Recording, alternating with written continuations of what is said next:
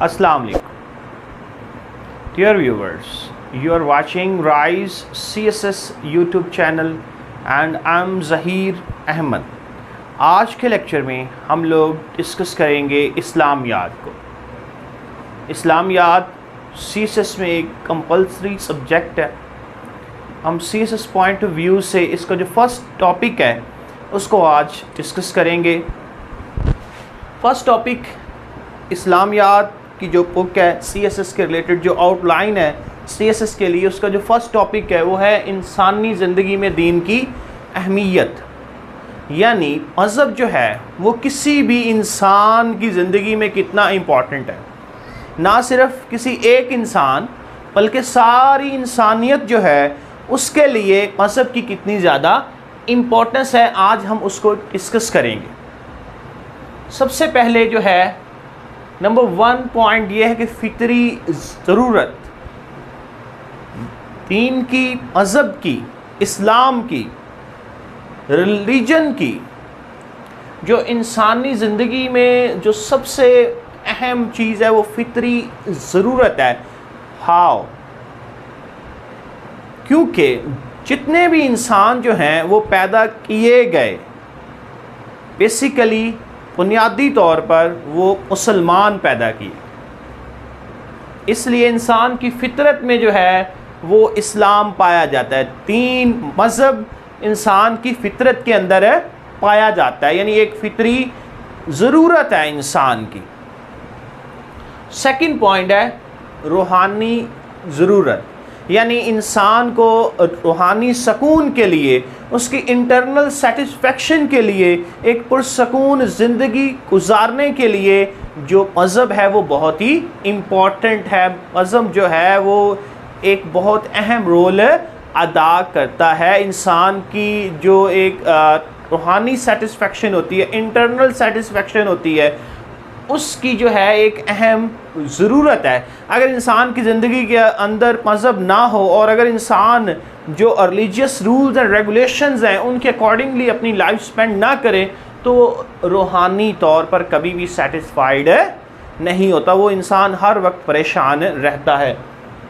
Number 3 माशरती ज़रूरत, यानी मज़हब जो है वो किसी भी माशरे के लिए बहुत अहम है। हाउ?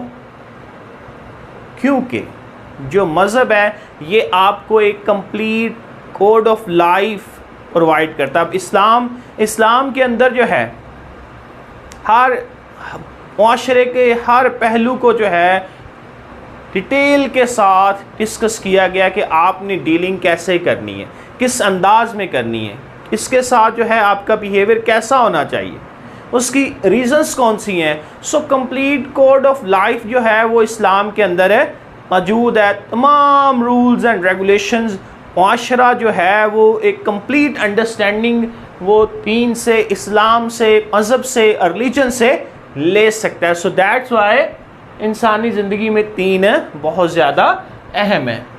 नंबर 4 हयात, कायनात के मिसाइल। हयात मीन कायनात कैसे वजूद में आई, अल्लाह पाक ने ये सारी नेचर, सारी मखलूक को कैसे पैदा किया, इंसान को कैसे पैदा किया, इंसान को कब पैदा किया, ज़मीन कैसे पैदा की अल्लाह पाक ने, आसमां कैसे पैदा किया, और ये जो सारी चीज़ें अल्लाह पाक ने पैदा की इसके पीछे जो है मकसद कौन सा था। सारी चीज़ें जितनी भी अल्लाह पाक ने पैदा की उन सारी चीज़ों का एक मकसद था, एक स्पेसिफिक मकसद के तहत अल्लाह पाक ने जो है वो सारी चीज़ें पैदा की। इवन के एक मक्खी जो है वो भी अल्लाह पाक ने बेमकसद उससे पैदा नहीं किया। सो इस्लाम से, मज़हब से आपको ये पता चलता है कि कायनात को ये मालूम होता है कि कायनात का ये जो वजूद आया उसके पीछे पर्पस क्या था, उसके पीछे पर्पस कौन सा था। तो ये सारी अंडरस्टैंडिंग जो है, ये सारे मसाइल, ये सारे क्वेश्चंस का आंसर आपको इस्लाम के अंदर मिलता है। उसके बाद है सुकून कल्ब का ज़रिया, यानी सुकून। आप कल्ब, आपके दिल को जो है सुकून का एक सोर्स है आपका मज़हब। आप जब भी कोई गुनाह करते हैं, कोई बुरा काम करते हैं, तो जब अल्लाह पाक से तौबा तैब करते हैं, तौबा कर लेते हैं, अपने गुनाहों से माफ़ी मांग लेते हैं तो आपको एक इंटरनली तौर पर सुकून मिलता है, और जब आप नेक काम करते हैं तब भी आपको सुकून मिलता है। आप में से बहुत सारे लोगों ने देखा होगा कि जब वो नमाज़ पढ़ते हैं, नमाज़ पढ़ने के बाद वो कम्प्लीटली तौर पर फ्रेश फील करते हैं। सो इस्लाम जो है ये आपके दिल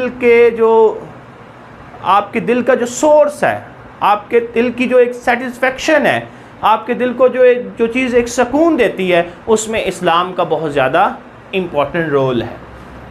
इंसानियत की फलाह, इस्लाम जो है वो एक पुरअमन दीन है और वो इंसानियत की फलाह व तरक्की में जो है अपना बहुत इम्पोर्टेंट रोल अदा करता है। क्यों? क्योंकि जब आप सल्लम ने एक रियासत कायम की, एक हुकूमत कायम की, तो एक फलाही रियासत बनाई, एक ऐसी हुकूमत जो लोगों की फलाह व बहबूद के लिए जिसने काम किया।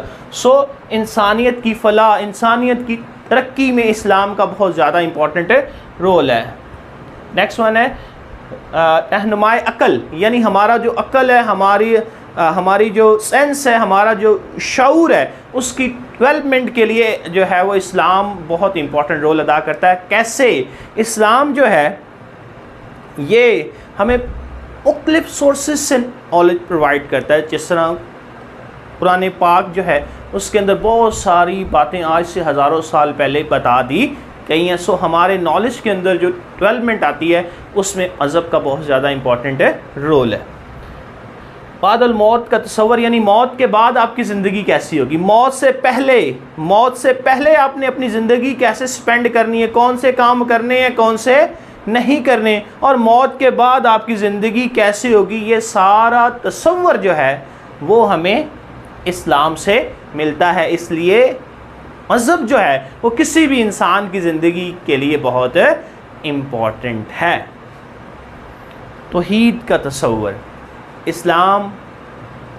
दीन इस्लाम हमें तौहीद का तसव्वुर देता है, अल्लाह की वहदानियत का तसव्वुर देता है, और इंसान को इस चीज़ का तसव्वुर देता है कि वो सिर्फ़ अपने अल्लाह पाक के सामने झुके, उसके अलावा किसी और के सामने ना झुके।